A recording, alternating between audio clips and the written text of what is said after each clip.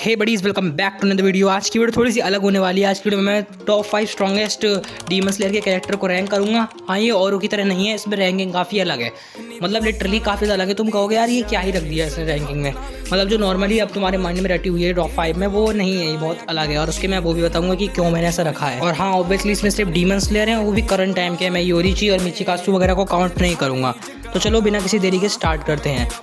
तो नंबर 5 की स्टार्टिंग मैं कर रहा हूँ म्यूचिरो तोकितो के साथ। खैर ये भी काफ़ी कॉमन है, टॉप 5 पे मोस्टली म्यूचिरो ही होता है, पर इसके आगे वाले लिटरली अनएक्सपेक्टेबल है, मतलब तुम बस इन्हें देखो जरा।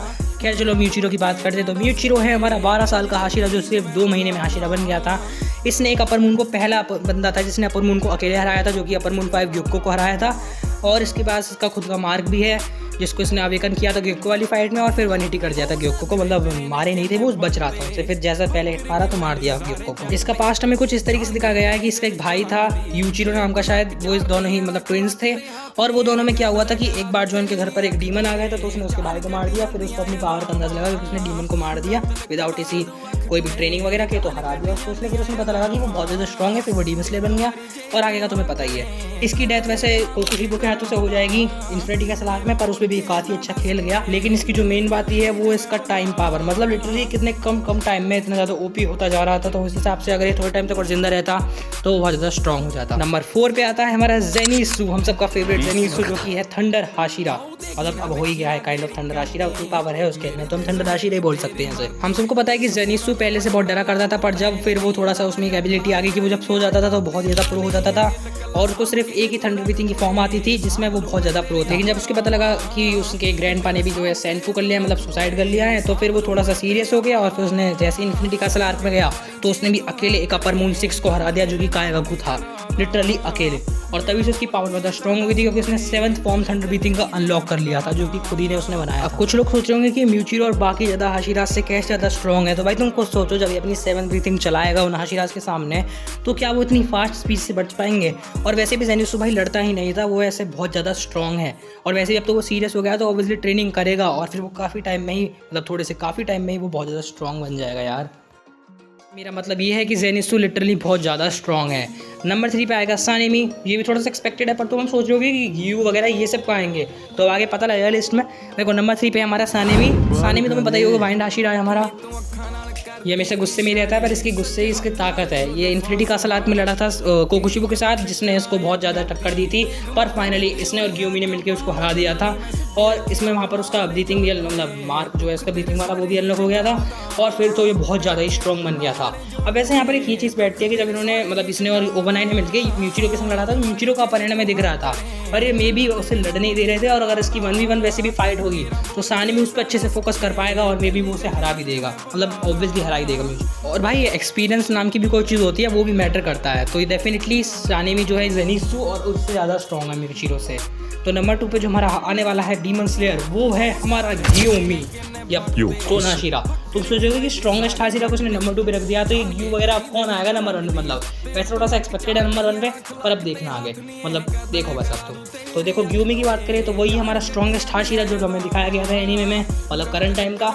और वही कोकुशिबो से बिड़ा था, और अगर वो नहीं होता तो डेफिनेटली हमारी डीमन स्लेयर की टीम मुजन को नहीं हरा पाती है, क्योंकि मेन जो रोल प्ले करा है वो हमारा ग्यूमी ने ही करा है। मतलब लिटरली भाई अगर ये नहीं होता तो ना ही कोकुशिबो को वो अकेला हरा पाता सानेमी। ग्यूमी जो है पहले से ही बहुत ज़्यादा स्ट्रॉन्ग था, जस्ट उसे पता नहीं था कि वो इतना ज़्यादा स्ट्रॉन्ग है, पर जैसे उसे पता लगा कि वो बहुत ज़्यादा स्ट्रॉन्ग है, वो एक डीमन स्लेयर बन गया, और फिर वो भी काफ़ी कम टाइम में एक हाशिरा बन गया। और यहाँ तक कि उसको करंट टाइम में स्ट्रॉन्गेस्ट हाशिरा का भी टाइटल मिल चुका है। तो ये तो डेफिनेटली क्लियर है कि वो बाकी हाशिरा से तो ज़्यादा स्ट्रॉन्ग ही है, मतलब करंट टाइम के।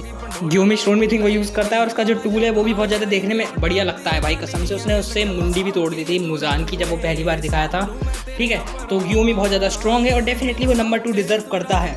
अब नंबर 1 जाने से पहले तुम सोच रहे होगे कि यार इतने सारे हाशिराज रहेगा, ये क्यों नहीं आए। तो भाई ये मेरी लिस्ट थी, और इसमें अगर तुम गौर किया जाए, मेरी बातों को ध्यान दो, तो डेफिनेटली वो जो बचे हुए हैं, मतलब मैंने रखे हैं, वो ज़्यादा वीक हैं एज़ कम्पेयर टू हमारे टॉप 5 वाले लिस्ट पे। तो टॉप 1 पे सबको पता है, क्योंकि अगर मैं उसे नहीं रखूँगा तो मुझे गालियाँ मिलेंगी, तानजीरो, टमाटो तानजीरो। हमें पता ही है कि इससे ज़्यादा एक्सपीरियंस भाई किसी पे नहीं हुआ, मतलब ये नहीं कि वो कितने टाइम से करता आ रहा है, फाइट।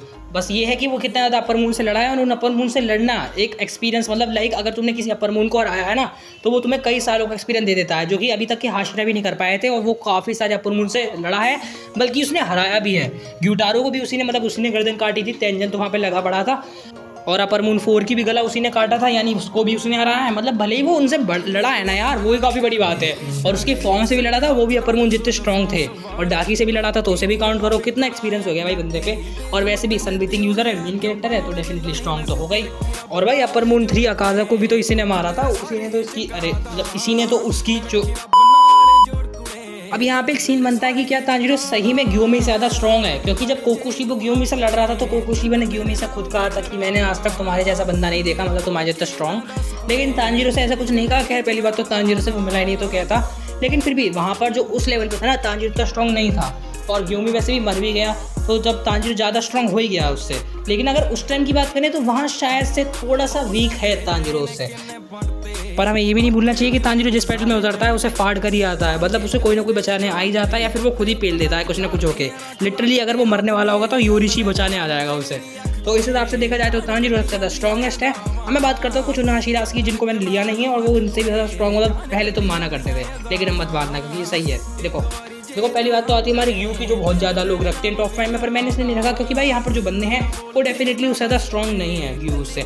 पर हाँ, एक हाशिरा है जो यहाँ पर आ सकता है, जो लिटरली डिजर्व करता है टॉप 5 पर रहने की, मतलब म्यूचिरो की जगह वो आ सकता है, वो तुम एडजस्ट कर सकते हो। पर मैंने मेरे अकॉर्डिंग थोड़ा सा म्यूचिरो ज़्यादा स्ट्रॉन्ग है, वो हमारे क्यूजरो रेनगोकू। अब तुम कह रहे हो कि क्यूजरो तो और ज़्यादा वीक होता है, तो अगर वो तुम्हें जानना है तो मैं तुम्हें वीडियो में एक लिंक प्रोवाइड कर दूँगा, उसे देख लेना, क्योंकि वहाँ पर मैंने एक्सप्लेन करा है कि क्यों क्यूजरो रेनगोकू ज़्यादा स्ट्रॉन्ग है बाकी हाशिराज से। हाँ, पर वो थोड़ा सा टोकिटो से थोड़ा सा कमजोर मेरे को लगा, तो मैंने इसलिए टॉप 5 में टोकिटो को रखा, वरना तुम क्यूजरो को भी रख सकते हो। और तो भाई कोई नहीं है करंट टाइम पे जो इन टॉप 5 को हरा सके। तो बस यही थी आज की वीडियो। पसंद आई तो लाइक कर देना, और चैनल पे नहीं हो तो सब्सक्राइब भी कर देना, करना हो तो कर देना भाई। ठीक है, मिलते हैं अगली वीडियो में, बाय बाय।